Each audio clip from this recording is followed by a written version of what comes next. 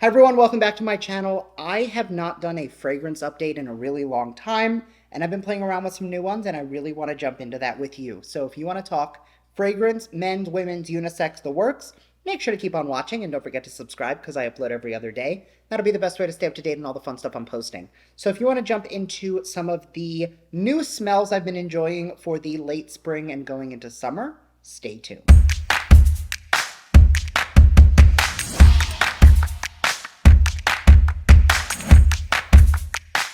All right, this is in no particular order. I'm going to start with the one that I actually got in the mail yesterday. This is from Azzaro. It came in the coolest box ever. It was like, you kind of rotate the little gun barrel, and it is inside. This is the Wanted Eau de Parfum. This is technically considered a men's fragrance, but it is a little bit sweeter than I normally go for. I actually really like it. It came yesterday and I immediately put it on. I did put it on this morning because I got a new one and wanted to play around with it. So far, I really like it. This is now the second Azzaro in my collection. The other one is the Most Wanted, which Brandon likes to call that one like cherry gummies because it has a very, very sweet, almost cherry oaky vibe. This one's a little bit lighter, a little bit sweeter. I actually really like this. It's one that I could see myself wearing regularly as like a day-to-day fragrance. It's not one that like jumps out at me as something I would consider like a special event fragrance. I like to have those things that I wear day in and day out, and then the ones that are a little bit more, I don't know, elegant, fancy, or just things that to me scream special occasion. The next one is actually one that, you know, when you walk into a Sephora and the blend of all of the fragrances and all the makeup and all the skincare has a very distinct smell? Ellis Brooklyn sent over their Sweet Eau de Parfum, and this to me smells like a Sephora smells like. I used to work in Sephora. I used to be in those stores 5+ days a week, every single week. And this just reminds me of the way that I'm going to add a little. This to me just screams Sephora. This smells like Sephora. If you like the smell of a Sephora store, like when you walk in the doors and that's what hits you, you're going to like this. It is definitely very sweet, honeysuckly, but it's also very fresh. So it doesn't feel like super, super sweet, even though it's literally called sweet.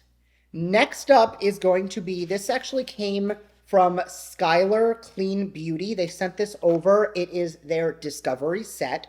Now, this has 5 different fragrance samples in there. So it is meant for you to be able to try a few items in the brand. I love these sample kits like this because you get to try a few different things. So like I already own the full size of Peach Field, so I already know I really like that one. But this was a chance for me to play around with some of the other ones and get a different smell. Vanilla Sky is the one that I think I was the least surprised that I enjoyed because I tend to go for things like that, and I did really enjoy this. The one I was probably the most surprised that I liked was called Salt Air. It was driftwood, seaweed, and sea salt.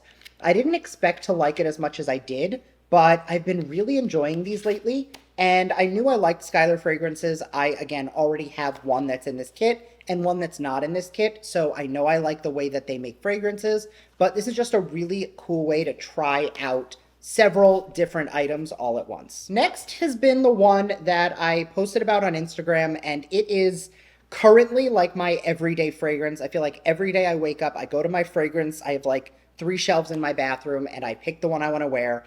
I have been wearing the Henry Rose in the scent Torn pretty much every day for like 3 weeks. This is from Michelle Pfeiffer. It is a clean, very, very like social conscious brand. We love Michelle Pfeiffer in this house, and I love the way this smells.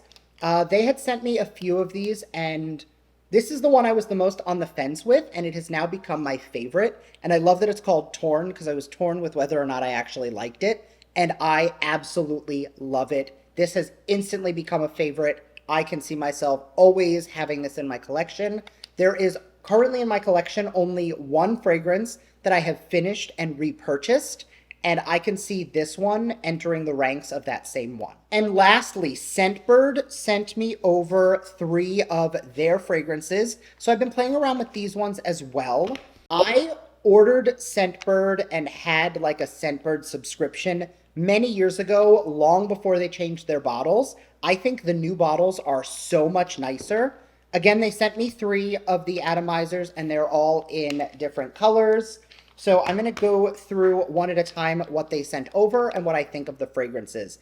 The one thing I will say I don't love is that in order to know what fragrance is inside, you have to like open it up and look inside. Whereas like I like knowing what I'm getting before I get there. So if you have a ton of these, you might not know what is in each one without checking it. The first one is it's from Michael Germain, Paris. It is the Sexual Secret Man. The notes are grapefruit, Italian bergamot, vetiver, nutmeg, and sandalwood. I really like this one. Normally, I don't go for the super musky ones, but I will say that the grapefruit in there does balance it out and give it that sweet citrusy vibe. Of the 3 they sent, this is the one I expected to like the least, and it is the one I like the most. Next, the one I expected to like the most and ended up liking the least. This is To Me Unwind. It is aquatic, ginger, lemon, sage, and sandalwood. Intensely modern and masculine with comfort and classic. It explores the contrast between freshness and warmth. I will say that this one I expected to love, and it reminds me of like something my father or grandfather would wear. It's a little bit like, I hear what they're saying about classic and modern, but it's almost like Dracar Noir meets polo green. Like it's something I would expect a man in their 50s, 60s, or 70s to wear, not something I will wear. And the last one is from Chris Collins, and it is the Vide Cormium. This is Latin for See My Heart. The scents are Turkish rose, thyme, incense, and amber. This one I actually really enjoyed, and I'm not surprised I enjoyed it. It's a little sweeter than I expected based on the way that they spoke about the fragrance, but I did actually really enjoy the way that it smells. It almost has like a sweet woody vibe, which with sandalwood and bergamot and grapefruit, I would definitely, I'm sorry, wrong card. But with rose and incense and amber, amber is one of my favorite scents. I always have like amber scented candles burning around the house. Amber is just a fragrance I tend to gravitate towards. So this will definitely be in rotation. But this one almost gives me what I was missing in the Azzaro, where that one feels every day. This one feels a little bit more special occasion. So I do want to reiterate that everything that was sent to me today was sent in PR, but absolutely none of it is sponsored. There's not a single person in this video who is paying me for any of my thoughts, feelings, emotions. I will put a couple links in the description box if you want some more information, but everything here are things that I like, except for that one from Scentbird. The other 2 I really did enjoy, but everything else I'm really happy with. That one is just, it's too, I don't want to say too sophisticated because I like sophisticated fragrance. It's too old for me, and I think that's where I'm going to leave that. So, as always, let me know your thoughts down below. Sound off with what you're thinking.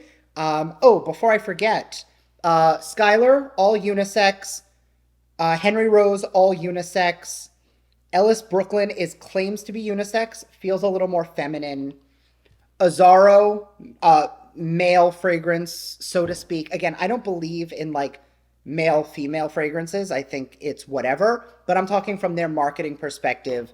This is a men's fragrance. The 3 from Scentbird are men's fragrances as well. So just for any of you who wanted to know what they categorize themselves, but like I said, I think anybody can wear any of these. Let me know your thoughts down below. I'd love to hear it, and I'll see you in my next video. Bye.